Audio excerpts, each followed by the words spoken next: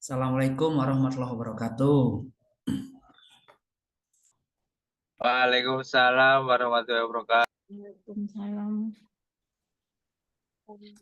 Selamat pagi Bapak Ibu semuanya.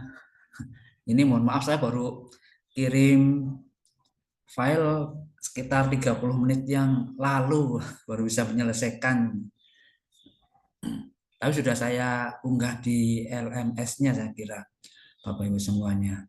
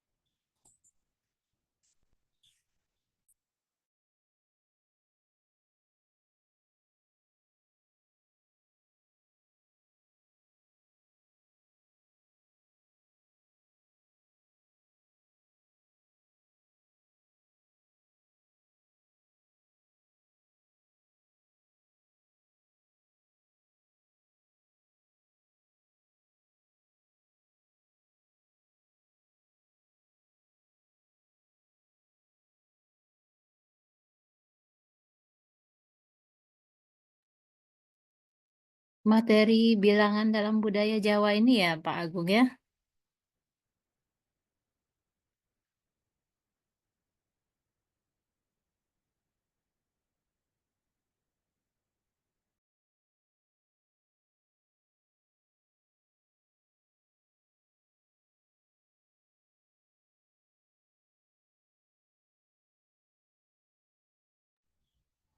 Jadi betul Bu, materinya itu yang yang bisa saya sampaikan untuk hari ini tentang sesuatu yang saya kira semua kita sudah tahu sebenarnya ya.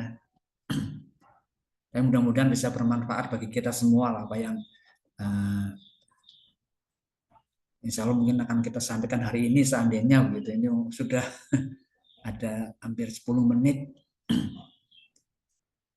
masih Insya 4 Allah begitu. sangat bermanfaat nih Pak. Kalau ini kan budaya Jawa ya, saya sendiri dari Sumatera, mungkin cuman baru kenal kulitnya aja kayak gitu Pak. Akan menarik nih nanti materi yang disampaikan. Oh, Ibu Sumateranya mana Ibu Nola? Sumatera Barat Pak. Sumatera Barat ya. Hmm. Sumatera Barat. Mungkin ada ini Amogapasa di sana saya kira yang dari Kertanegara gitu pernah mengirim sebuah patung Amogapasa, kemudian di situ tertulis apa ya itu sebuah prasasti juga Mm-mm. yang ada mungkin kayak kalau nggak salah bahasanya masih bahasa Jawa kuno dan sebagian juga ada bahasa Melayunya saya kira. Dan ternyata bahasa Melayu sudah cukup lama digunakan sejak zaman Sriwijaya. Ternyata bahasa Melayu sudah menjadi bahasa sehari-hari selain waktu itu bahasa Bahasa Sanskerta Jawa. seperti itu. Oh ya, kebetulan tugasnya di apa ya Pak ya, di Batu Sangkar.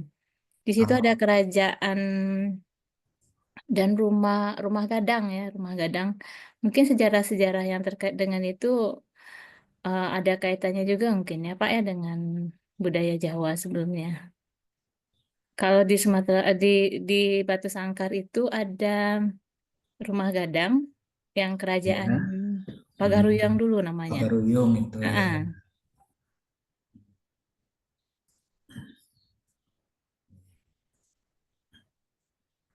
tapi belum pernah juga sih menelisik seperti apa sih ini kan kaitannya dengan eh, penulisan huruf-huruf kayak gitu ya, Pak ya. Ya betul Ibu, Heeh. lambang-lambang bilangan yang Iya, kemudian iya. diambil dari aksara atau dari huruf-hurufnya yang Heeh, digunakan iya. ya. Iya, iya.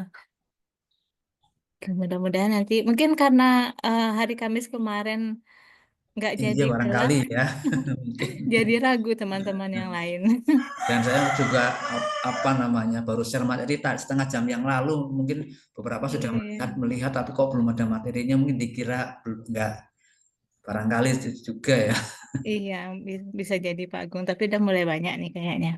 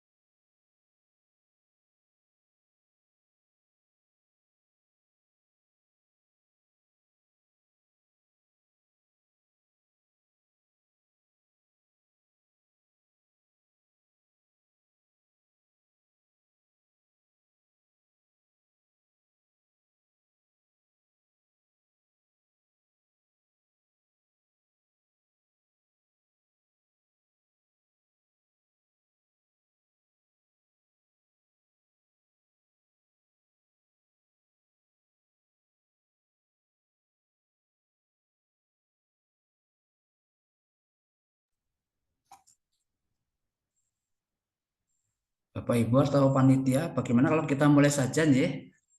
Sambil barangkali nanti ketika kita memulai ada ya Bapak Ibu yang lainnya yang bergabung begitu.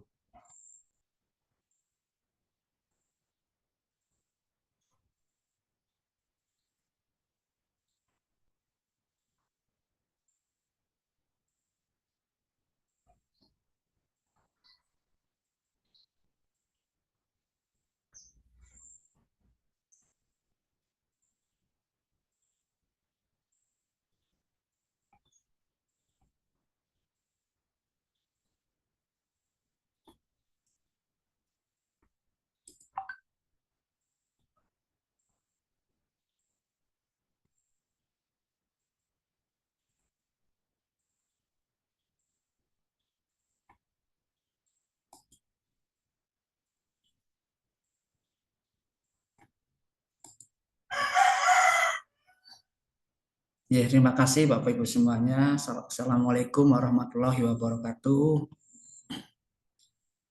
Waalaikumsalam warahmatullahi wabarakatuh. Waalaikumsalam. Selamat pagi, salam sejahtera untuk kita semua.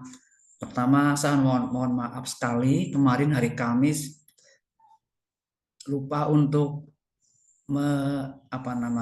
reschedule jadwal seperti ini. Bapak Ibu sudah hadir, tapi kami pengajarnya belum hadir seperti itu. Jadi memang waktu itu kami ya kebetulan tiba-tiba ada sesuatu yang tidak bisa kami tinggalkan sehingga tapi lupa untuk menjadwalkan ulang sehingga ya pelaksanaan hari Kamis belum bisa berjalan dan alhamdulillah hari ini di Sabtu pagi ini kita sudah bisa memulai.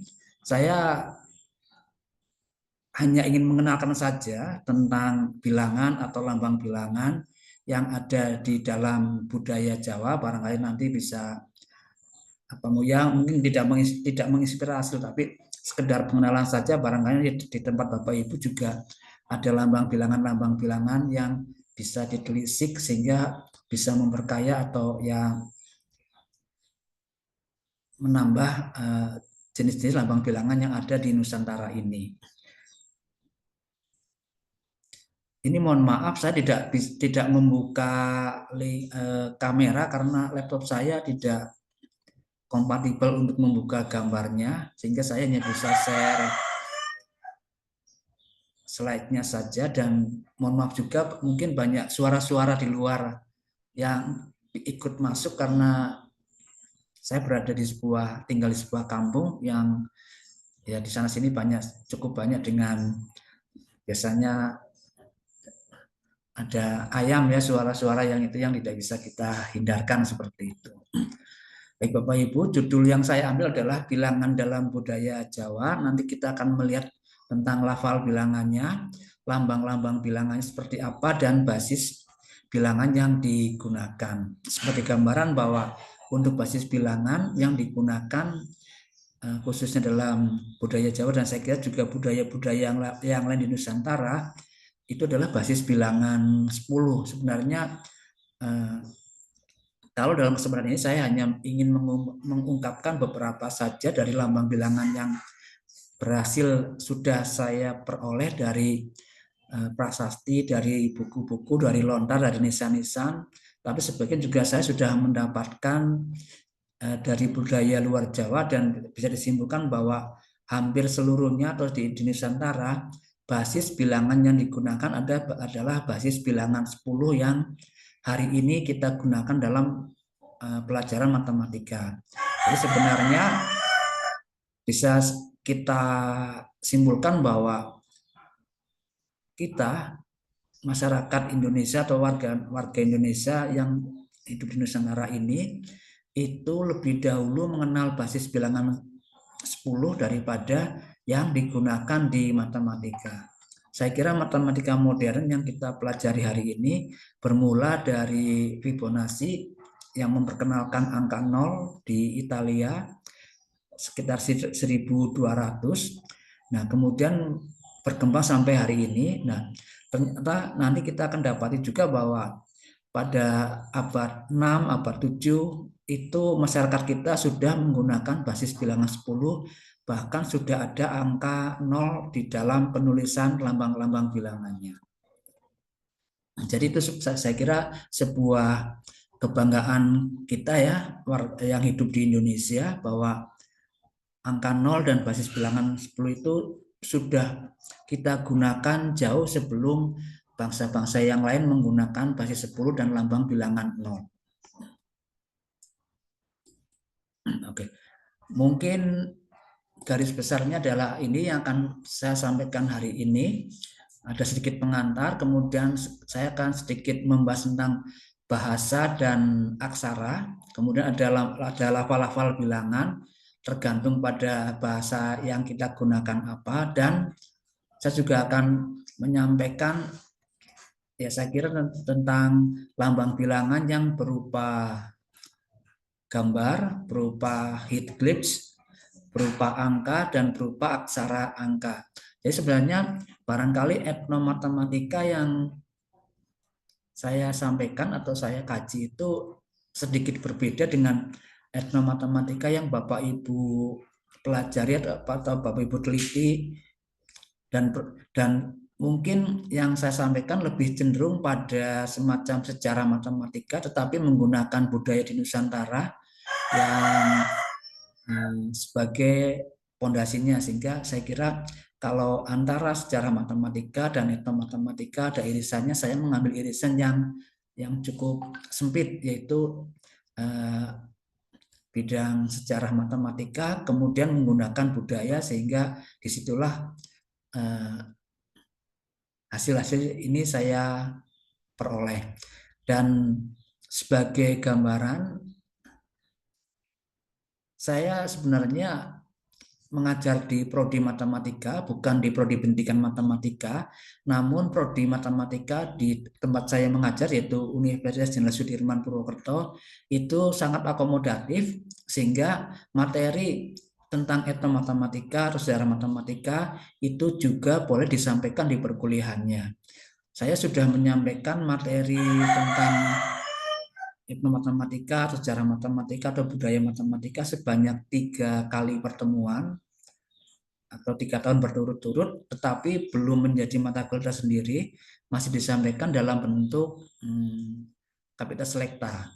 Dan pesertanya mungkin tidak cukup banyak karena kuliah ini pilihan, pesertanya sekitar pernah paling maksimal adalah 12 orang, kemudian pernah juga 10 orang, dan yang terakhir yang di semester ini itu hanya sangat sedikit, hanya 3 orang seperti itu.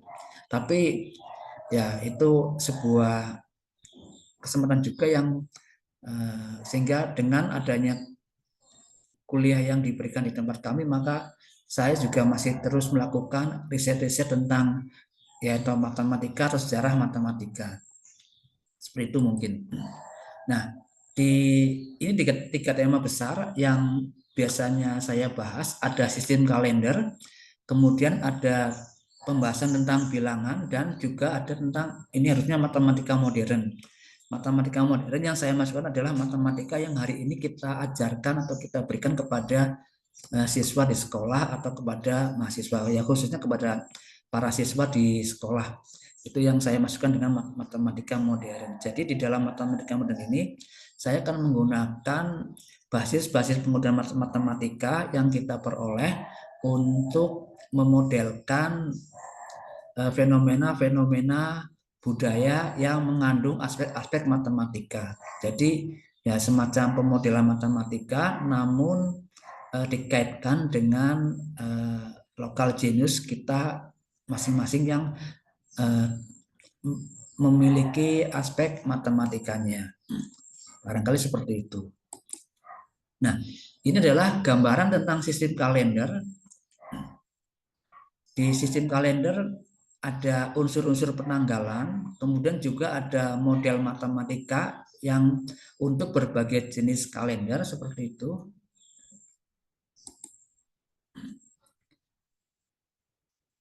Nah, kalau khususnya di Jawa itu ada kalender Saka, ada kalender Jawa, dan juga digunakan kalender Hijriah.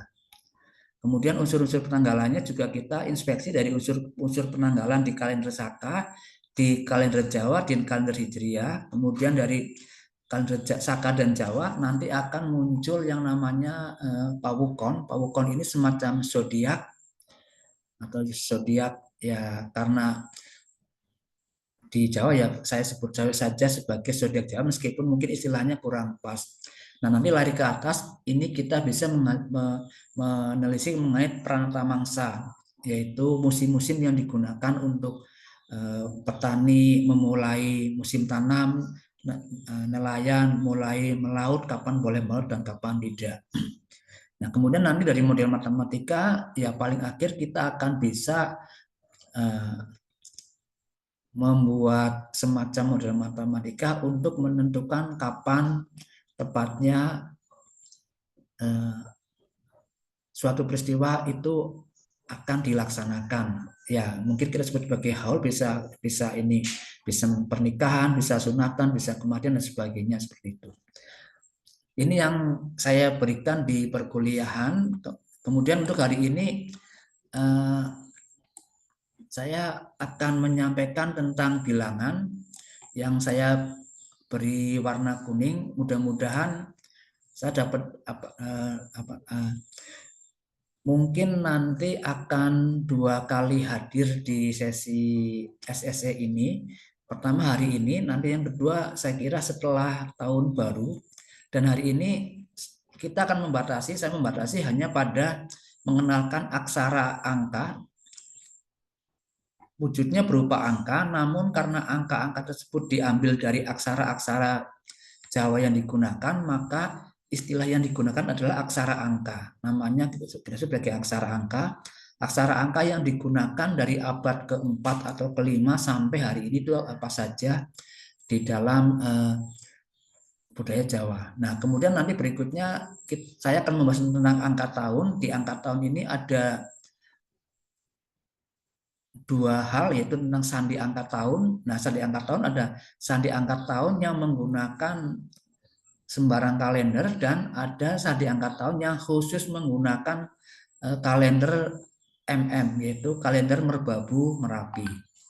Ini saya kira yang mungkin nanti akan saya sampaikan pada pertemuan berikutnya setelah tahun baru. Jadi hari ini saya hanya sampai ke materi yang saya berikan hanya sampai ke aksara angka abad ke-4 sampai hari ini. Kemudian tentang matematika modern mungkin gambar seperti ini saya kira belum lengkap ya. Jadi ya ada aritmatikanya, kombinatorikanya saya belum tahu ini ke arah mana larinya, masih saya beri tanda-tanya, sehingga ini menjadi sebuah ya peluang atau tantangan barangkali juga bagi saya dan bagi kita semua untuk kira-kira kalau masalah kombinatorika kalau dikaitkan dengan budaya itu akan menghasilkan apa seperti itu. Nah, kalau masalah modulo di matematika kita belajar modulo, ternyata setelah saya lihat-lihat ada sebuah modulo yang berbeda dengan modulo yang biasa kita gunakan, dan karena itu saya peroleh di basisnya budaya Jawa, maka ya ini hanya istilah saya saja, saya silakan dengan modulo Jawa seperti itu. Mungkin juga di tempat yang lain modulonya sama. Nah, kemudian ada sandi penyandian, ini yang kita pelajari di matematika, ada sandi sesar, ada sandi Vigenère, dan ternyata ada sebuah fenomena di Indonesia, di negara kita, yang sebuah batu nisan itu ternyata memahatkan sandi Vigenère. Nah, ini saya sebut sebagai sandi Jamiah. Mengapa disebut sandi Jamiah? Karena di nisan itu yang dimakamkan adalah seorang wanita yang akhirnya diketahui namanya adalah Jamiah. Jadi ya saya namakan seperti ini. Ini saya kira 3 tema besar yang kalau di kuliah Kapitas Selekta saya berikan kepada mahasiswa dalam ya tentu saja 14 kali pertemuan, yaitu 16 dengan UTS dan UAS. Itu sebagai gambaran awalnya. Nah, kemudian ini hanya sekedar intermezzo saja ya, bahwa kalau kita mengkaji etnomatematika atau mengkaji sejarah matematika, maka ya sebenarnya bagi beberapa orang itu adalah sesuatu yang barangkali kurang berguna, tapi bagi saya, bagi kita, inilah sesuatu yang sangat berguna sekali. Maka kita perlu merawat, perlu memetik, dan ternyata yang kita petik dan kita rawat adalah puncak-puncak budaya. Sehingga nanti kita akan bisa melihat bahwa kebudayaan itu dimulai dari masa lalu dan terus melakukan evolusi.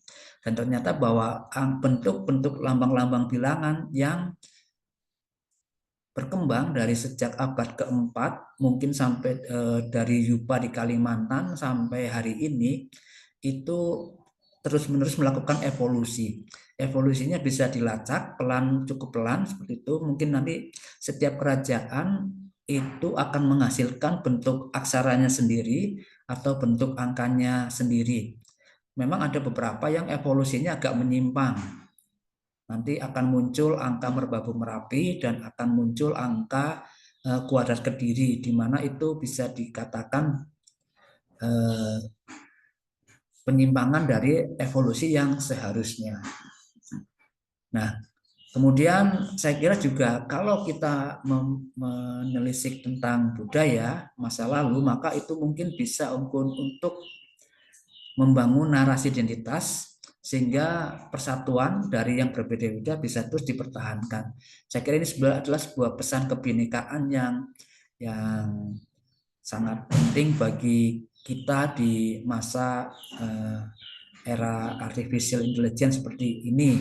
Saya kira dimana ketika ya di era-era ini kita cenderung menyukai sesuatu yang sudah kita sukai dan cukup sulit untuk berpindah pada hal-hal yang baru seperti itu. Jadi ini mungkin pesan-pesan yang nanti bisa kita peroleh dari yang sifatnya non matematis ketika kita mempelajari pengetahuan matematika dari masa lalu. Ya, Bapak Ibu, ini adalah perkembangan bahasa dan perkembangan aksara yang ada di Nusantara. Ini saya ya khususnya di Jawa, tapi saya juga menggunakan yupa yang ada di Kalimantan dan juga prasasti-prasasti dari Kerajaan Tarumanegara di Jawa Barat. Jadi kita pernah pertama kali menggunakan bahasa Sanskerta, kemudian aksaranya dibagi menjadi aksara awal dan aksara Pallawa awal dan Pallawa akhir. Ini menunjukkan adanya evolusi bahwa aksara Pallawa awal ketika digunakan untuk menuliskan aksara dengan menuliskan bahasa Melayu itu perlu ada modifikasi. Maka kemudian muncullah Pallawa akhir, dan ini terjadi di Kerajaan Sriwijaya. Buktinya ada di prasasti Kedukan Bukit dan prasasti-prasasti lainnya yang dikeluarkan oleh Dapunta Hyang.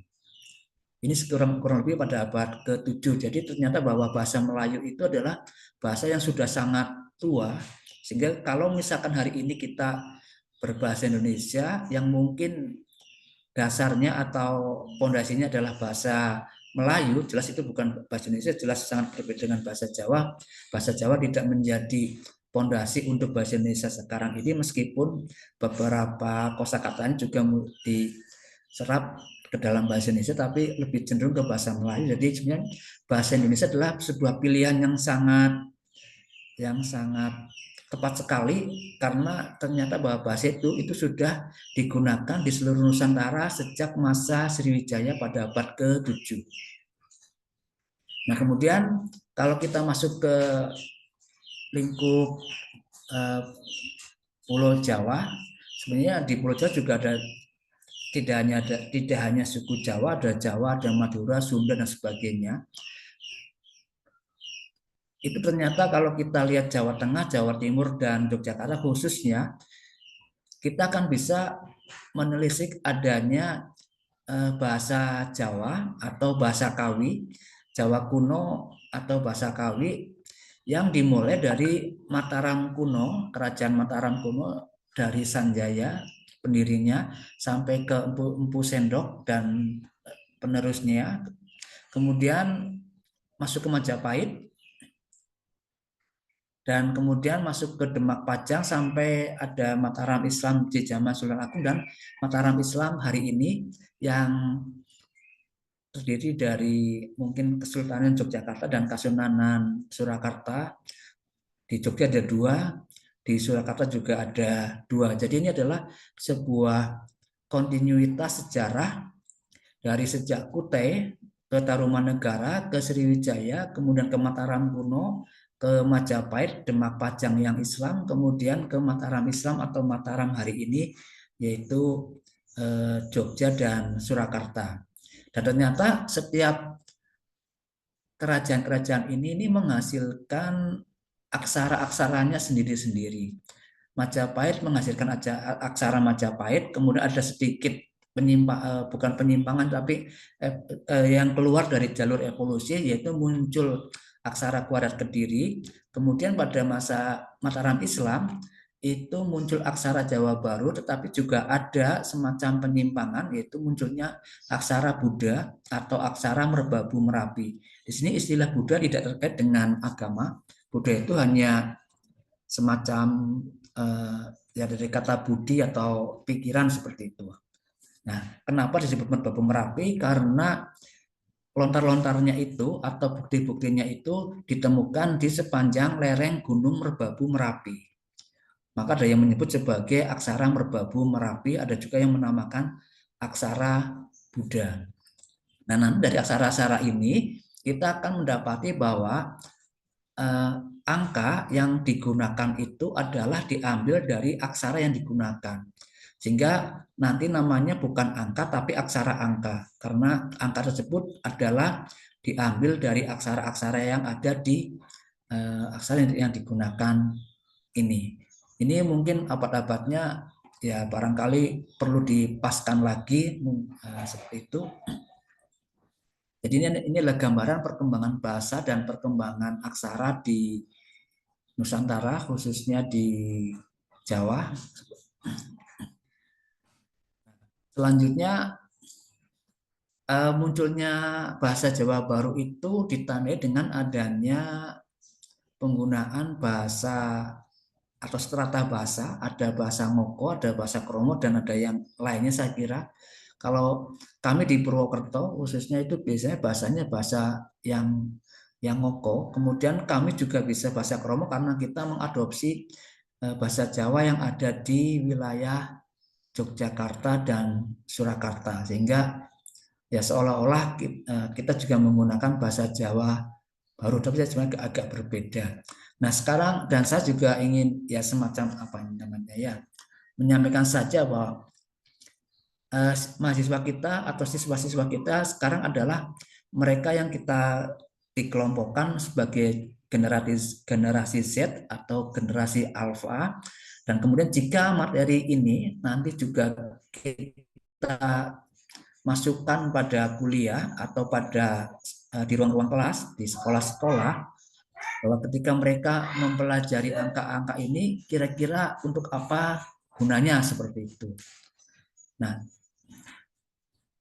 kemungkinan adalah beberapa yang manfaat dari mempelajari angka-angka ini adalah bahwa adanya kekontinuan atau ketidakputusan akar sejarah, akar budaya, evolusi bahasa, evolusi aksara, dan evolusi angka. Ini saya kira sangat penting untuk mengikat kita semua se-Indonesia, se-Nusantara, bahwa evolusi itu adalah sesuatu yang berjalan perlahan dan masih akan terus berjalan sampai kapanpun, meskipun ya sekarang sudah masuk pada apa namanya abad atau ya artificial intelligence seperti itu. Ini untuk menunjukkan kekontinuan seperti itu. Kemudian juga menjelaskan bahwa setiap tradisi atau setiap kerajaan itu membangun tradisinya sendiri, membangun budaya, dan membangun peradaban. Dan ini di semacam kekontinuan juga. Jadi dengan demikian maka generasi sekarang, generasi Z dan generasi Alpha, pertama diharapkan terus continue mempertahankan apa yang ada yang sudah diperoleh di masa lalu, kemudian dilakukan penyesuaian, tentu saja harus disesuaikan dengan zaman sekarang, dan juga mungkin bisa membangun semacam tradisi baru seperti itu. Nah, kemudian bahwa kekayaan masa lalu itu bersifat mempersatukan,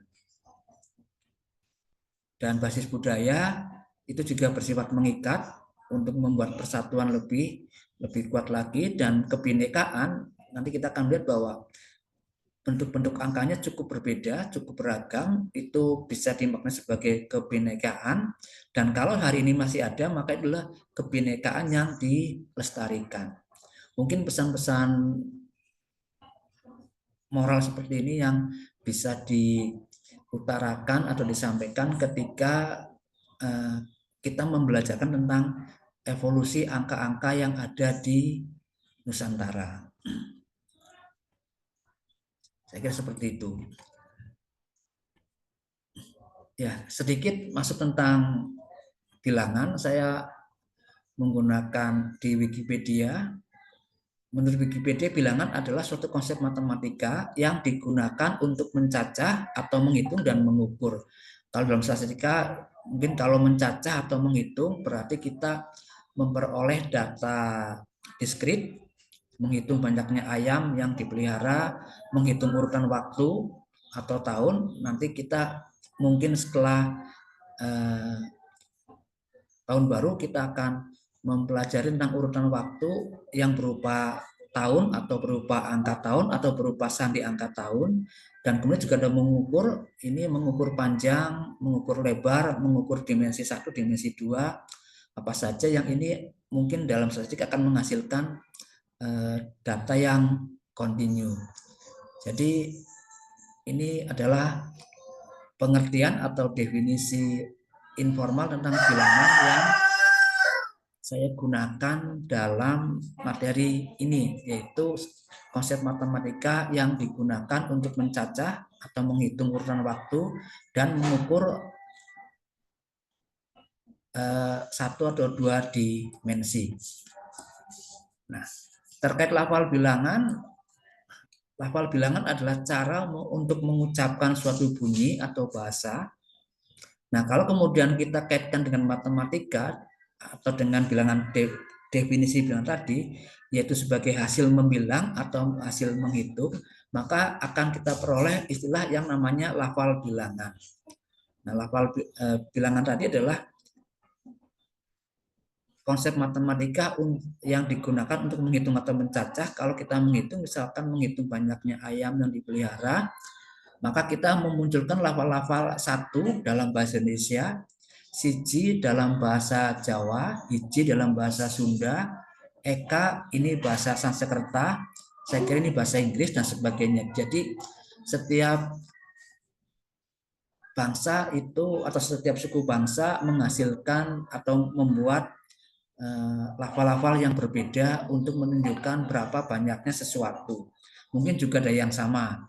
Ini kalau dua bisa loro, bisa kalih kalau kita menggunakan kromo. Di bahasa Sunda setelah hiji adalah dua. Kalau di bahasa Sanskerta setelah eka adalah dwi. Di bahasa Inggris adalah seperti ini. Nah, bagaimana kalau tidak ada ayam yang dipelihara? Nah, dalam konsep budaya Jawa, kita sudah mengenal yang namanya nol. Jadi, nol itu sudah dikenal sejak awal. Meskipun barangkali ketika kita mengajarkan cara membilang atau mencacah kepada anak kita, ya tentu saja akan dimulai dengan angka 1, 2, dan seterusnya. Tidak mulai dengan nol, tapi sebenarnya dalam budaya Jawa, angka nol itu sudah dikenal sangat awal sekali. Nanti buktinya akan kita temukan pada prasasti yang dikeluarkan oleh Kerajaan Sriwijaya. Itu adalah prasasti pertama yang memaharkan adanya angka 0, sudah menggunakan place value atau nilai tempat dan menggunakan basis bilangan 10. Sama tepat dengan yang digunakan di matematika pada hari ini. Dan itu terjadi pada tahun 682 Masehi atau abad ke-7. Sementara kalau di Eropa mereka baru mengenal angka 0 itu pada tahun 1200. Artinya ya kita boleh sedikit berbangga bahwa 5 abad sebelum orang Eropa mengenal angka 0, kita sudah menggunakan 0 dalam basis bilangan 10 nilai tempat untuk menyatakan angka tahun seperti itu. Nah, sebagai perbandingan, ada beberapa lambang bilangan yang berupa simbol, berupa lambang atau berupa gambar yang digunakan oleh berbagai bangsa di dunia. Bangsa Mesir kuno saya kira menggunakan gambar untuk menyatakan bilangannya. Bangsa Babilonia kuno juga mungkin menggunakan gambar untuk menyatakan bilangannya. Bangsa Maya menggunakan head clips atau kepala dewa-dewa mereka untuk menyatakan angka-angkanya. Kemudian bangsa Romawi menggunakan angka. Nah, kalau di Nusantara pada umumnya menggunakan huruf, aksara, atau abjad untuk menyatakan angkanya. Sehingga nanti, seperti yang saya sebutkan tadi, yang digunakan adalah aksara angka, bukan tidak disebut sebagai angka, tapi namanya adalah aksara angka karena angka-angkanya diambil dari aksara yang digunakan. Saya kira ini sudah cukup lazim Bapak Ibu semuanya mengetahui kalau di sejarah matematika ada lambang bilangan Mesir kuno yang seperti ini. Angka 1000 adalah bunga lotus, angka 10.000 adalah jari, kemudian ada katak untuk 100.000 dan seterusnya.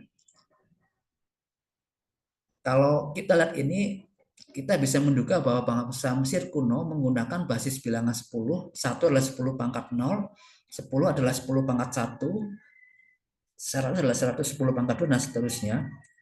Cuma permasalahannya bagaimana bangsa Mesir kuno mendapat ilham atau mendapat pengetahuan bahwa angka 1 harus dinyatakan dengan seperti ini, angka 2 dan seterusnya. Itu mungkin yang yang tidak adanya keteraturan ya. Jadi secara matematika ini 10 pangkat 0, 10 pangkat 1, 10 pangkat 2 adanya keteraturan, tapi begitu kita lihat simbol-simbolnya ternyata cukup acak. Kemudian tapi kalau kita lihat bangsa Babilonia, maka mungkin kita bisa membuat beberapa dugaan tentang bagaimana cara bangsa Babilonia berpikir matematis dari cara menyusun lambang-lambang bilangannya.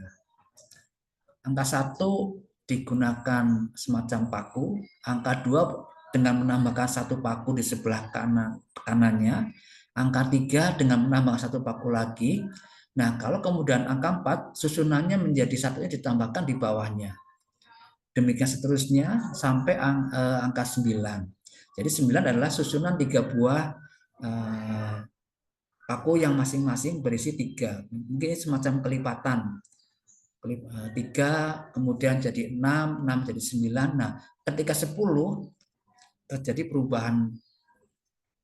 11 adalah 10 tambah 1. Jadi di sini mungkin kita bisa menduga adanya konsep penjumlahan dalam cara berpikir matematis bangsa Babilonia bahwa 11 adalah 10 tambah 1 seperti itu, 12 dan 10 tambah 2 dan seterusnya. Kalau 20 adalah 10 tambah 10 atau kelipatan 10-nya dan seterusnya sehingga sampai angka ke 60. Jadi bangsa Babilonia ternyata menggunakan basis bilangan 60 sexagesimal itu, dan bisa kita simpulkan bahwa bangsa Mesir kuno dan bangsa Babilonia itu belum punya angka 0. Itu sebuah kesimpulan yang sangat penting dalam matematika. Kalau matematika tanpa angka 0, saya kira semuanya akan jadi masalah besar. Matematika tidak akan berkembang dengan sangat pesat sampai hari ini seandainya angka 0 tidak diadopsi. Maka kemudian ada cerita bahwa pengadopsian angka 0 dalam matematika itu cukup berdarah-darah, katanya seperti itu dalam sejarah matematika. Kemudian kalau kita lihat bangsa Maya, mereka membuat lambang bilangan yang juga sangat acak dengan menggunakan kepala-kepala dewa mereka, angka 1, 2, 3, 4, 5 sampai 20. Jadi ada 20 lambang bilangan yang menggunakan bentuk kepala dewa-dewa bangsa Maya. Apakah ini menyatakan bahwa bangsa Maya hanya punya 20 dewa atau lebih, kita juga tidak tahu pasti. Tapi setidaknya di sini ada 20 Heathcliff yang berbeda untuk menyatakan bilangan 0 sampai 19. Ini 0, saya kira ini 0, maaf ini 1, 2, 3, dan yang terakhir ini adalah yang untuk angka 0. Ini artinya bangsa Maya sudah mempunyai lambang bilangan untuk angka 0. Berbeda dengan Mesir kuno dan Babilonia yang belum punya angka 0, bangsa Maya sudah punya angka 0. Ini angka 0 bangsa Maya. Tapi juga bangsa Maya mempunyai ya lambang bilangan yang lain. Saya kira di sini kita juga bisa mengamati bagaimana cara berpikir matematis bangsa Maya dari cara mereka menyusun angka-angkanya. 1 adalah sebuah bulatan, mungkin biji kakao atau biji jagung. 2 adalah menyusun 2 buah bulatan, 3 dan seterusnya, 4 dan seterusnya. Kelima adalah ya kita anggap sebagai batang atau cabang atau ranting dari pohon kakaonya. 6 berarti 1 ranting yang nilainya 5 ditambahkan dengan di atasnya 1 biji kakao dan seterusnya. Dan ini adalah angka 0 untuk bangsa Maya. Ini adalah 19, jadi bangsa Maya menggunakan vigesimal dalam penulisan lambang-lambang bilangannya. Mereka sudah punya angka 0 dan mereka punya 2 jenis atau 2 cara untuk menyatakan angka-angkanya, yaitu dengan angka Maya ini dan dengan Heathcliff yang tadi. Nah, nanti kita akan melihat bedanya bahwa bangsa Maya lambang bilangan ini itu digunakan sejak pertama kali mereka punya lambang bilangan sampai kemudian kedatangan bangsa Eropa di Amerika. Tidak ada evolusi bentuk angkanya. Ini sangat berbeda dengan di Nusantara, di Indonesia, di mana setiap kerajaan itu menghasilkan modifikasi dari lambang-lambang bilangan yang digunakan. Jadi kalau di bangsa Mesir kuno, di bangsa Babilonia, di bangsa Maya tidak didapati adanya evolusi lambang bilangan, tetapi di Indonesia itu sangat banyak evolusinya dari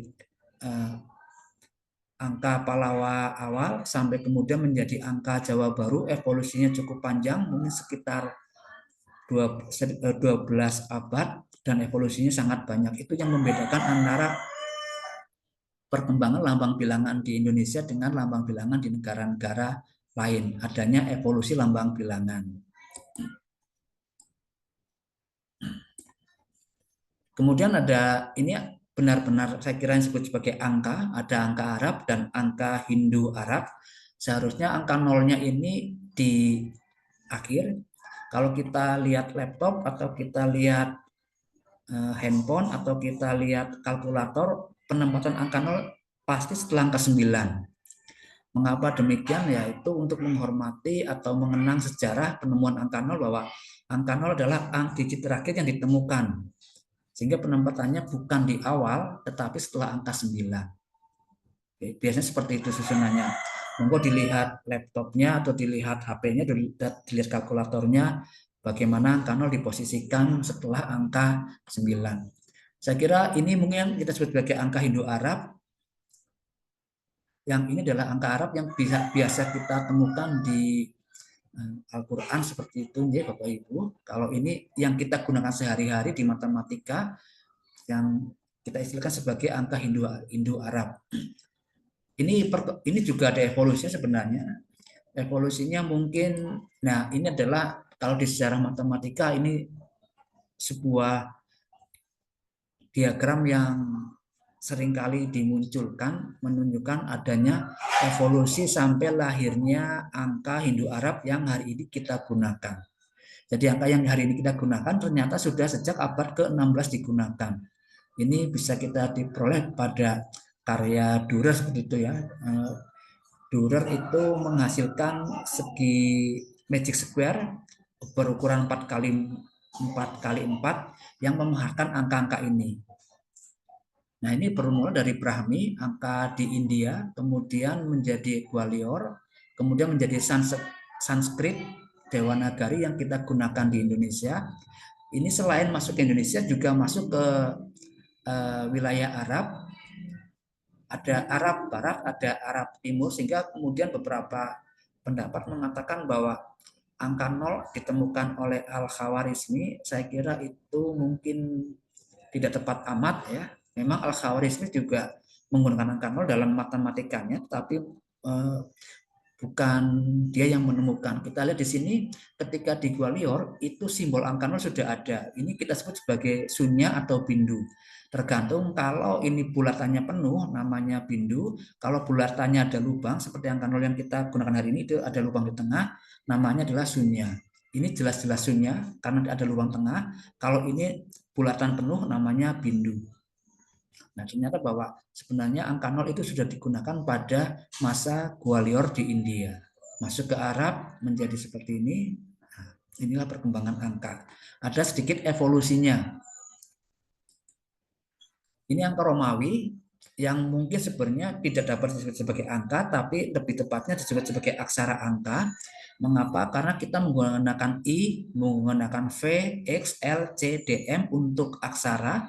Kemudian diberi nilai, I diberi nilai 1, V diberi nilai 5, dan seterusnya. Sehingga ini adalah lebih pasnya kalau kita sebut sebagai aksara angka. Nah, di Indonesia atau di Jawa juga seperti itu. Untuk menyatakan angka-angka itu kita gunakan aksara, sehingga namanya adalah aksara angka. Contohnya ini aksara angka Jawa Baru. Mungkin hari ini kita hanya menyebut sebagai angka Jawa saja, untuk tidak berpanjang-panjang menyebut ada angka Jawa kuno, Jawa tengahan, Jawa Baru seperti itu. Sebenarnya ini adalah angka Jawa Baru, angka satunya seperti ini, angka nolnya di paling belakang. Seharusnya ini kurang pas. Kalau angka Jawa nolnya harusnya muncul sebelum 1. Karena apa? Karena angka 0 ditemukan terlebih dahulu sebelum angka-angka yang lainnya. Berbeda kalau misalkan angka Hindu Arab yang sekarang kita gunakan yang penggunaannya itu setelah atau ditemukan setelah angka 9. Nah, ini sebenarnya huruf-huruf yang digunakan dalam aksara Jawa.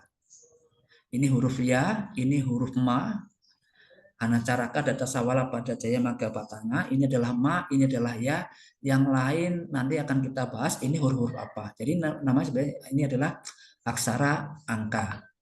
Seperti itu. Ini saya kira masih diajarkan di ruang kelas, mungkin di sekolah dasar ketika belajar bahasa daerah atau bahasa Jawa ini masih diberikan.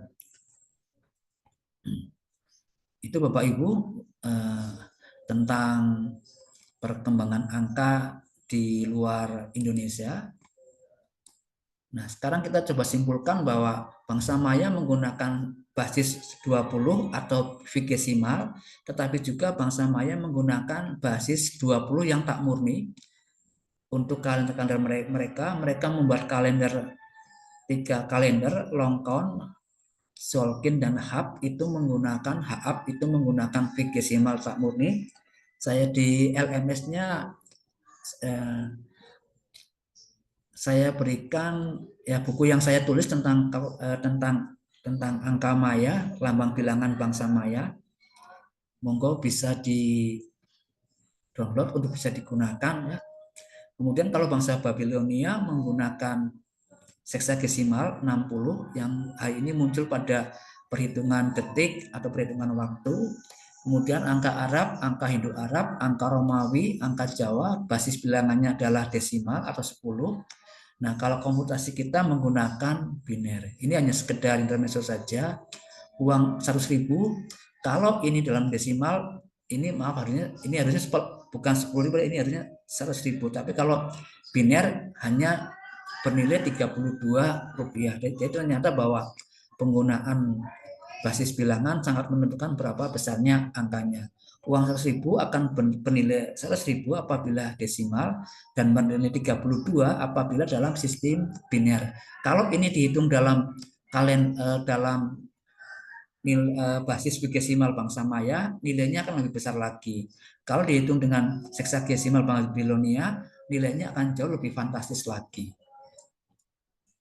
Nah, hari ini menunjukkan bahwa ini harus dibaca 100.000 dalam sistem basis bilangan desimal. Nah, ternyata bahwa di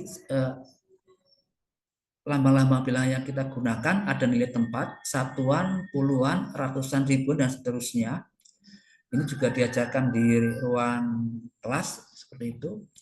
Nanti akan kita gunakan untuk menyatakan angka tahun. Angka tahun tertinggi sudah baru sampai ribuan, sehingga mungkin ya nilai satuannya baru satuan, puluhan, ratusan, dan ribuan saja. Nah, ini tentang angka 0.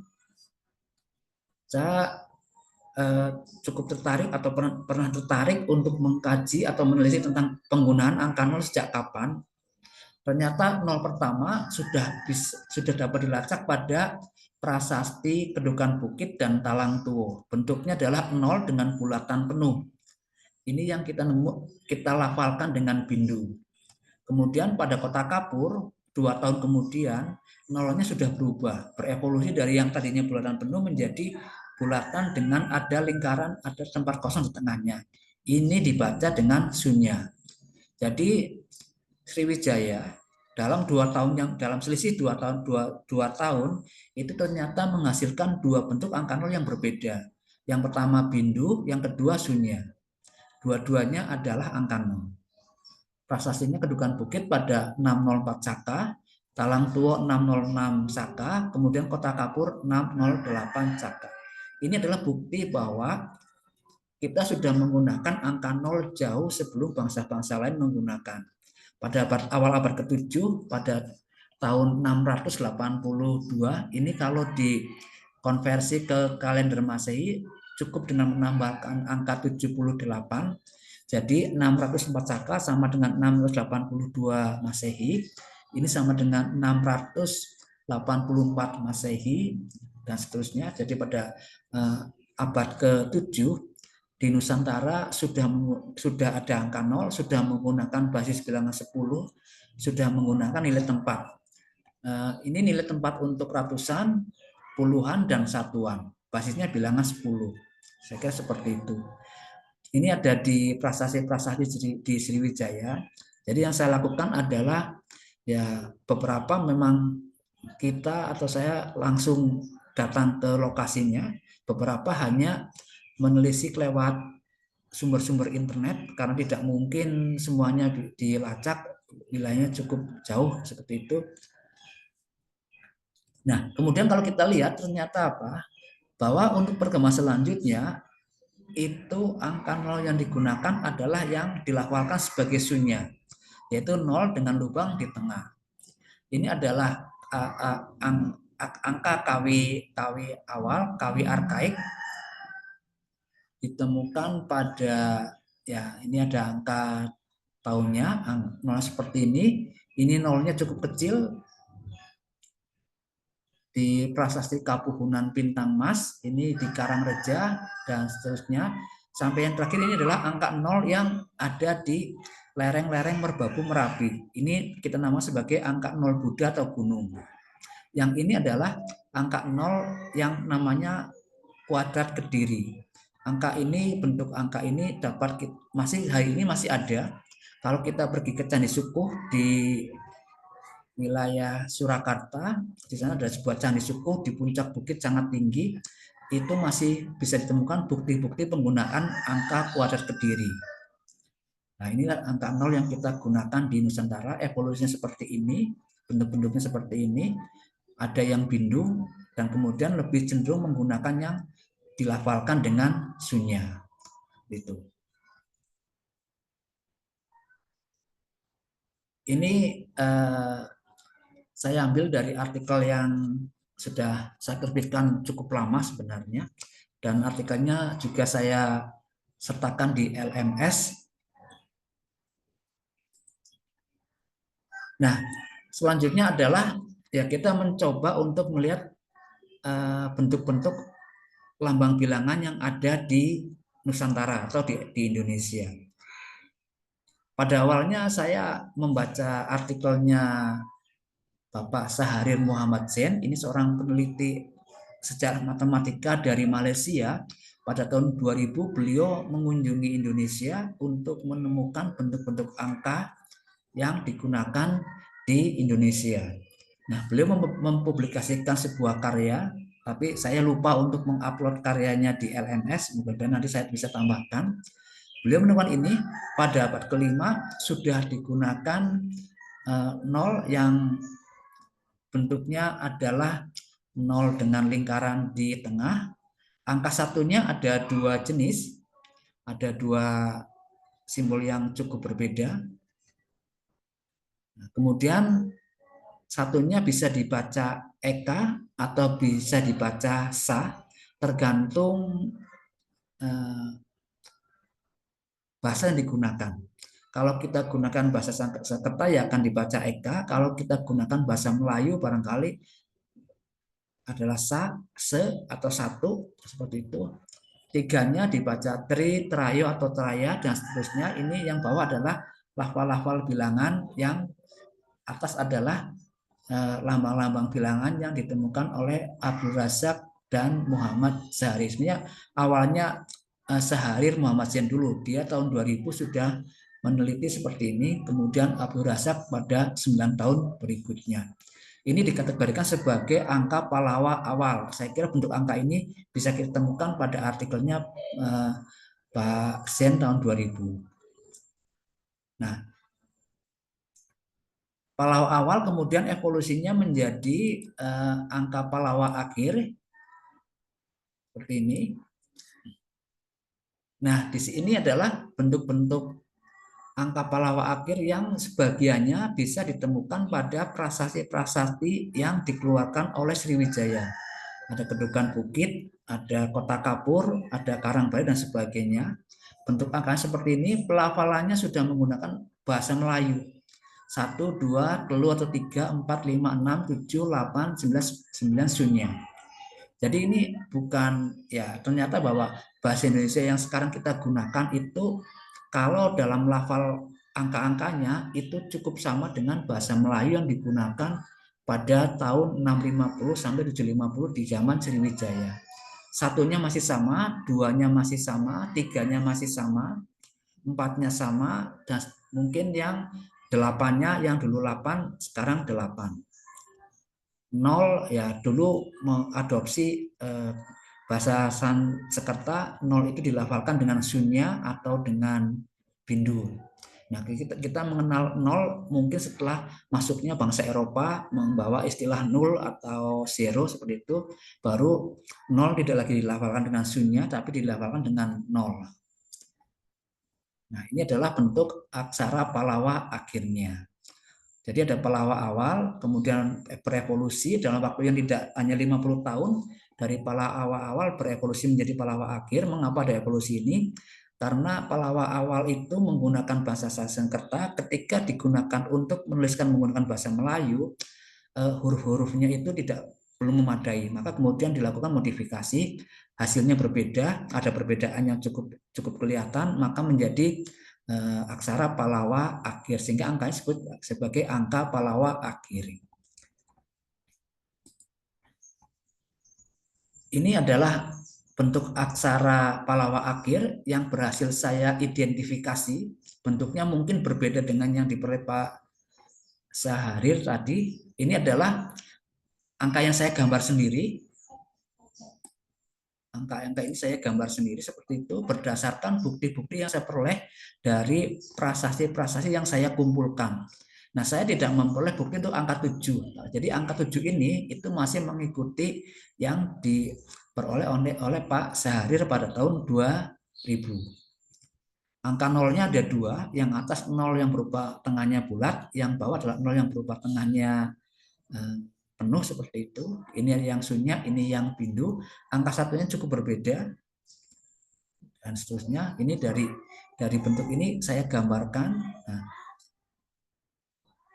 ini adalah bukti-bukti yang kemudian bisa. Nah, ini adalah prasasti-prasasti yang saya gunakan untuk menghasilkan bentuk angka yang ini. Saya mendapati ada 10 buah prasasti. Prasasti Dewa Drabia, prasasti Kedukan Bukit, Sambor ini adalah prasasti di Kamboja. Kamboja juga sudah memakan angka 0, Talang Tuo di Sriwijaya, kota Karangbrahe Sriwijaya, kota Kapur Sriwijaya ini di Filipina.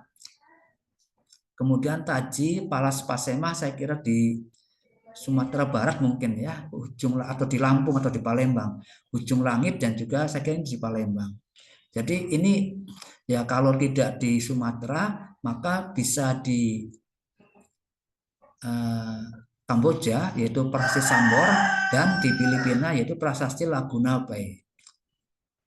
Jadi dari prasasti ini ada angka 604, 605, 608, 822, 823, 909. Jadi dari sini kita bisa melihat angka 0-nya ada, angka 4-nya ada, angka 5-nya ada, 2-nya ada, 3-nya ada, 9-nya ada, yang nggak ada angka 7. Maka angka 7 masih saya kosongkan di sini.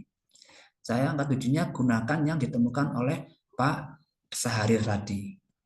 Ini adalah angka untuk Pallawa akhiri. Kemudian kalau kita masuk ke Mataram kuno, kita akan menemukan yang namanya angka kawi. Kawi itu sama dengan angka Jawa kuno, yaitu angka kawi arkaik, kawi awal. Istilahnya ada yang menggunakan awal, ada yang menggunakan arkaik. Ini adalah bentuk-bentuk angkanya, dan ini adalah pembacaannya. Pembacaannya ini adalah dengan menggunakan bahasa Jawa kuno. 1 dibaca siki atau tunggal, 2 dibaca roa, 3-nya bisa telu atau 3, 4-nya bisa 4 atau 4, dan seterusnya. 7-nya adalah pitu. Nah, 0-nya dibaca das. Jadi dimunculkan lafal baru, bukan sunya, bukan bindu, tapi das untuk menyebut angka 0. Nah, ini adalah yang diperoleh De Kasparis. Jadi De Kasparis juga ternyata menelisik angka-angka yang digunakan di Nusantara, ini adalah hasilnya, dan yang bawah adalah hasil yang saya peroleh dengan mencari beberapa prasasti. Saya kira angka satunya ada perbedaan dengan yang diperoleh oleh De Gasparis, angka 2-nya cukup sama, angka 3-nya cukup sama, angka 4-nya agak berbeda, mungkin datanya berbeda, dan seterusnya. Angka 9-nya mirip, angka 8-nya juga ada kemiripan. Nah, ini adalah kemudian bukti-buktinya, dan ini adalah prasasti-prasasti yang saya gunakan. Di sini untuk menghasilkan angka KW arkaik saya menggunakan sebanyak 18 buah prasasti. Prasasti ini ada beberapa yang saya temukan, saya teliti langsung. Saya datang ke museum-museum, ada juga yang diperoleh lewat internet. Sejauh memungkinkan ya memang sebaiknya kita kunjungan langsung mungkin ke Museum Pusat Jakarta atau ke Radio Pustaka Surakarta atau ke tempat-tempat lain seperti itu namun biasanya prasastinya itu bentuknya replika, yang prasasti aslinya disimpan mungkin untuk menghindari kerusakan dan haus, yang dimunculkan adalah replikanya. Meskipun tidak semuanya seperti itu. Ya, jadi dengan melihat bentuk-bentuk mengamati prasasti-prasasti, kita akan menemukan bentuk-bentuk angkanya, kemudian kita bisa melihat evolusinya. Saya tidak menampilkan seluruh jenis angka yang digunakan. Sebenarnya setelah angka KW arkaik ada KW tengah, ada kayu wangi, ada KW akhir, ada Majapahit dan sebagainya. Ini adalah bentuk angka yang hari ini masih dipertahankan penggunaannya. Kalau kita misal ke Jalan Malioboro, ya di situ masih dituliskan, di Yogyakarta masih dituliskan nama jalannya dengan menggunakan aksara Jawa, dan juga beberapa masih menggunakan angka-angkanya. Ternyata bahwa Raffles juga tertarik untuk menelisik atau meneliti bentuk-bentuk angka yang digunakan. Ini saya ambil dari bukunya Raffles, The History of Java, seperti itu. Ini bentuk angkanya, angka 1, ini adalah angka Jawa baru. Angka Jawa baru adalah angka Jawa yang digunakan ketika Kerajaan Mataram Islam yang itu berdiri, yang sekarang menjadi 2, Yogyakarta dan Surakarta. Ya, ini adalah bentuk angkanya. Ini adalah yang selain Raffles juga ada Crawford lebih dahulu daripada Raffles mempublikasikannya. John Crawford mempublikasikan 1820, kalau Raffles 10 tahun kemudian. Mungkin ada sedikit perbedaan, angka 6-nya ya sedikit berbeda, angka 0-nya sama, angka ini sama, ini angka 1-nya ya ada sedikit perbedaan kecil ya. Jadi ini artinya bahwa 2 orang dari peneliti barat, John Crawford dan Thomas Stamford Raffles, itu ternyata mereka sangat meminati kajian-kajian tentang bentuk-bentuk angka di Nusantara. Nah, kemudian kalau kita lihat yang hari ini ternyata seperti ini, ada sedikit juga perbedaan lagi. Nah, ini angka 1-nya, angka 2 dan seterusnya, angka 0. Ternyata bahwa angka 1 itu adalah huruf atau aksara Jawa yang bacanya ga. Angka 2 adalah ngolelet atau le, angka 3 adalah ngopengkal atau ngio, angka 4 adalah mo miring, ini mo kurung dan seterusnya. Jadi ini adalah sebenarnya angka-angka yang digunakan ini adalah aksara yang digunakan dalam aksara Jawa baru. Maka tadi namanya adalah bukan angka tapi aksara angka. 9-nya adalah ya. Kemudian 0 itu lambang untuk moksa, atau moksa itu menghilang mungkin ya, sebuah bulatan yang kalau dibaca bisa 0 atau 11 tapi kita lafalkan dengan 0. Jadi di sini evolusinya tidak saya tampilkan seluruhnya dari sejak zaman Yupa, kemudian masuk ke Sriwijaya seperti itu. Kemudian ke Mataram kuno ada angka Kawi arkaik. Setelah itu saya langsung ke bentuk akhir yaitu angka Jawa Baru. Jadi ada sekian banyak jenis-jenis angka lainnya yang mungkin nanti Bapak Ibu di sini bisa melakukan penelusuran seperti apa angka kuadrat Kediri, seperti apa angka Hindu, angka Buddha atau angka Merbabu Merapi atau angka gunung, seperti apa angka Majapahit, seperti apa angka Kayuwangi. Itu adalah potensi-potensi yang saya kira dengan meneliti prasasti-prasasti atau kitab-kitab atau babat atau lontar atau apapun itu mungkin bisa kita temukan jenis-jenis angkanya.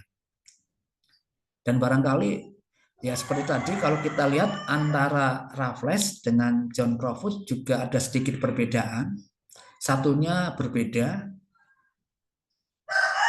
angka 6-nya mungkin bisa dikatakan ya hanya modifikasi kecil barangkali. Angka lainnya barangkali bisa dikatakan ya sama seperti itu. Tapi setidaknya angka 1 dan angka 6 yang menunjukkan adanya sedikit perbedaan. Jadi hanya waktu 10 tahun ternyata barangkali sumbernya berbeda, maka kemudian cara menuliskannya berbeda. Artinya kalau misalkan ada 2 orang yang menelisik angka lambang-lambang bilangan dengan menggunakan prasasti-prasasti yang berbeda, dengan menggunakan sumber-sumber yang berbeda, barangkali hasilnya juga sedikit berbeda. Tapi itu tetap bisa dibedakan bahwa kalau ini pasti angka segini. Ya angka 4 penulisannya bisa berbeda-beda, angka 4 dengan Hindu Arab yang sekarang itu juga bisa beragam cara penulisannya. Tapi tetap bisa dibaca bahwa itu 4 bukan angka yang lain. Ya. Nah, apa gunanya angka? Ternyata bahwa dengan adanya angka-angka tersebut itu kita bisa menelisik adanya eksistensi matematika di Jawa Barat. Khususnya di Jawa ya, di Jawa Tengah, Jogja dan mungkin termasuk Jawa Timur juga. Ada operasi aritmatika. Ini lan itu adalah penjumlahan, sudo adalah perkalian, pengurangan, ini perkalian, ini pembagian. Mungkin juga ada operasi yang pangkat kuadrat ya. Mungkin ini ya bisa jadi ada, bisa jadi belum ada ya. Tapi kalau eksponensial saya kira mungkin kalau kita menggunakan barisan geometri, kalau itu bisa disebut sebagai operasi eksponensial itu saya kira ada. Kemudian kita menemukan adanya kelipatan. Nanti kelipatan akan kalau di matematika barangkali akan menghasilkan barisan aritmatika. Kalau kita punya angka 2, kelipatannya 3 ya 2, 3, 8 dan 11 dan seterusnya. Nanti barisan aritmatika ini akan menghasilkannya namanya siklus, ada siklus 5 atau kalau kita hari ya di siklus 5 harian namanya pancawara, siklus 6 harian namanya satwara, siklus 7 harian namanya saptawara dan seterusnya. Kemudian operasi lainnya adalah yang menghasilkan barisan geometri. Dengan adanya barisan geometri nanti kita akan memperoleh nilai tempat dan basis bilangan. Nah sebenarnya ada basis bilangan 2, basis bilangan 5, basis bilangan 10, tapi secara umum yang digunakan adalah basis bilangan 10. Cuman penggunaan basis bilangan-bilangan yang lain tidak terlalu kelihatan sekali.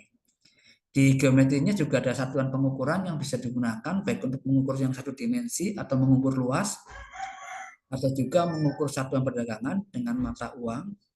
Kemudian ada yang ada konsep modulo dengan adalah istilah turah atau sisa. Dalam perhitungan Jawa itu berarti menunjukkan adanya penggunaan modulo yang ada di ya ini hanya beberapa contoh saja bahwa sebenarnya eksistensi matematika dapat ditelusuri dari yang seperti ini. Memang kalau bentuk tercatatnya ya saya kira sulit untuk ditemukan. Tapi kalau kita membuka bukunya John Crawford atau membuka bukunya Raffles atau membuka Serat Centini, di situ mungkin bisa kita temukan bagaimana pengetahuan matematika itu digunakan dan dilestarikan dalam bentuk tulisan-tulisan tersebut. Ya, ini juga hal yang penting, bahkan sangat penting ya, saya kira, bahwa di Asia Tenggara khususnya, bukan hanya di Indonesia, Asia Tenggara itu bisa Indonesia, Malaysia, kemudian Kamboja, Vietnam, kemudian juga Filipina. Tadi di Kamboja kita punya prasasti Sambor, di Filipina kita punya prasasti Laguna Bay, di Malaysia ada prasasti, di Terengganu itu ada prasasti dengan menggunakan huruf hijaiyah, huruf Arab, seperti itu bahwa sudah menunjukkan penggunaan basis bilangan 10. Jadi pada waktu itu ada sebuah imperium yang mungkin sangat luas, seluas Asia Tenggara hari ini, yang semuanya penduduknya meskipun bahasanya berbeda-beda tapi sudah menggunakan basis bilangan 10, sudah menggunakan nilai tempat, kemudian juga sudah menggunakan lambang bilangan 0. Ini adalah 595, kemudian ini 875 current era tahun sekarang. Ini di Khmer, di Kamboja, dan di Sumatera itu pada 683 sudah ditemukan adanya penggunaan digit 0. Dulu ya disebutnya sebagai koloni dari India. Saya kira Hindu ini diterjemahkannya sebagai India. Jadi waktu itu mungkin ya karena seluruh wilayah Asia Tenggara menggunakan bahasa Sanskerta, menggunakan aksara Pallawa yang berasal dari India, maka mungkin disebutnya sebagai sebuah koloni, tapi mungkin bukan koloni bukan dalam arti penjajahan, saya kira seperti itu.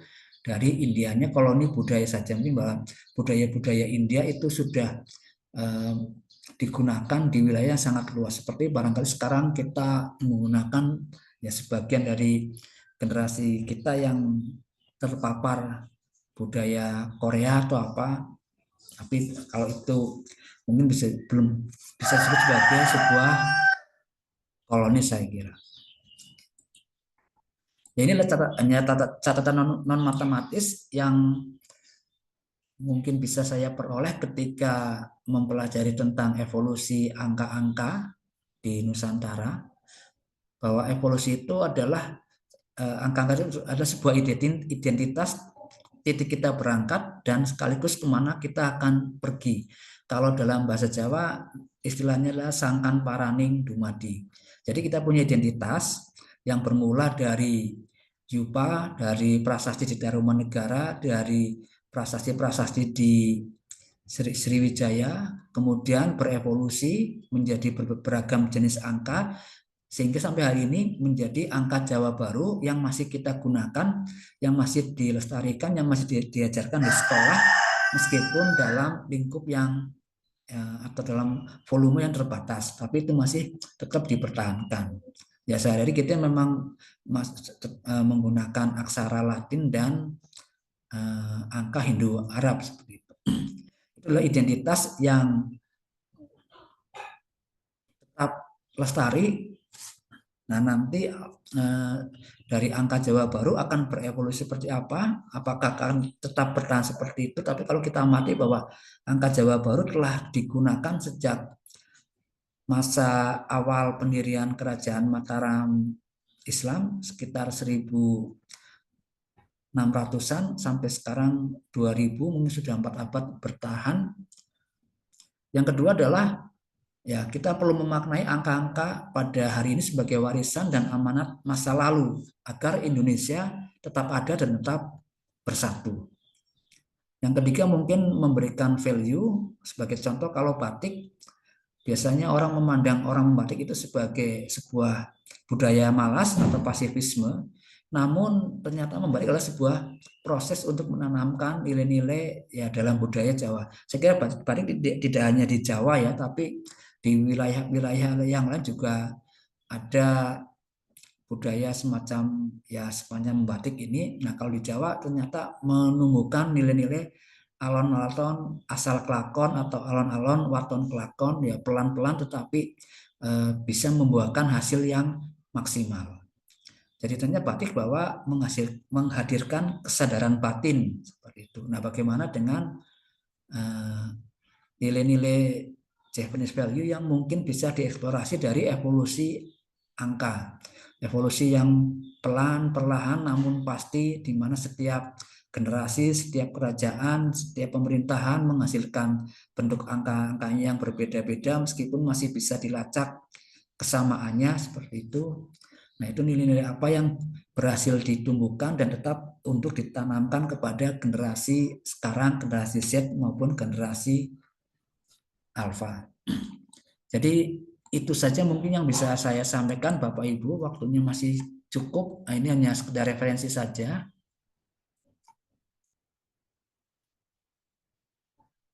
Ya, beberapa referensi saya tampilkan di LMS. Baik, mungkin itu Bapak Ibu semuanya untuk pemaparan yang bisa saya sampaikan hari ini. Mudah-mudahan bermanfaat. Monggo barangkali kalau ada ya yang mau didiskusikan seperti itu, silakan saja.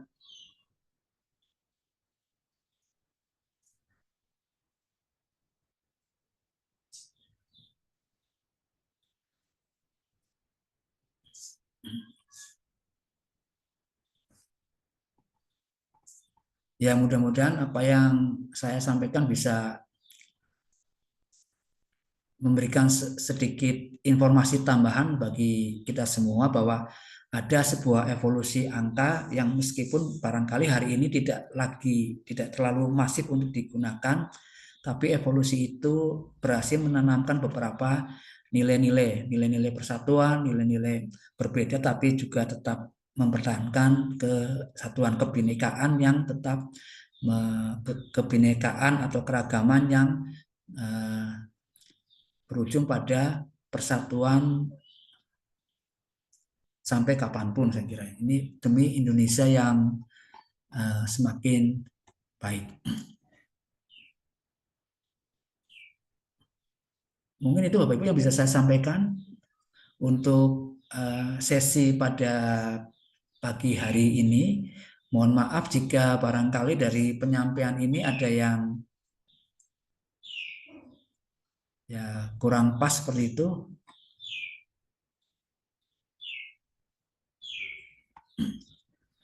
Mungkin nanti saya akan berkoordinasi lagi dengan Pak Arief untuk waktu sesi berikutnya. Setelah ini kalau nggak salah kita akan selenggarakan sesinya itu ini ya, setelah tahun baru seperti itu. Jadi ini mungkin adalah sesi terakhir pada tahun 2024 ini. Nanti kalau saya masih ada kesempatan, maka yang akan saya sampaikan adalah mengenai angka tahun dan sandi angka tahun yang ada di budaya Jawa seperti itu. Mudah-mudahan ini bisa memberikan gambaran atau ya sedikit inspirasi lah untuk menelisik bentuk-bentuk angka di wilayah-wilayah yang lain di Nusantara. Saya kira pasti semua budaya menghasilkan bentuk-bentuk angkanya, bentuk-bentuk aksaranya, lafal-lafal bilangannya, mungkin basis bilangannya berbeda, tidak hanya basis bilangan 10, mungkin eksistensi matematikanya bisa, atau aspek matematikanya juga bisa dilacak dari kajian-kajian tersebut. Baik, saya kira itu Bapak Ibu semuanya. Terima kasih atas atensinya selama 1,5 jam pemaparan saya ini. Mudah-mudahan apa yang saya sampaikan bisa bermanfaat. Saya akhiri. Selamat siang. Assalamualaikum warahmatullahi wabarakatuh. Waalaikumsalam warahmatullahi wabarakatuh. Terima kasih banyak Pak Agung. Terima kasih Pak Agung. Ya, matur nuwun Bapak Ibu semuanya.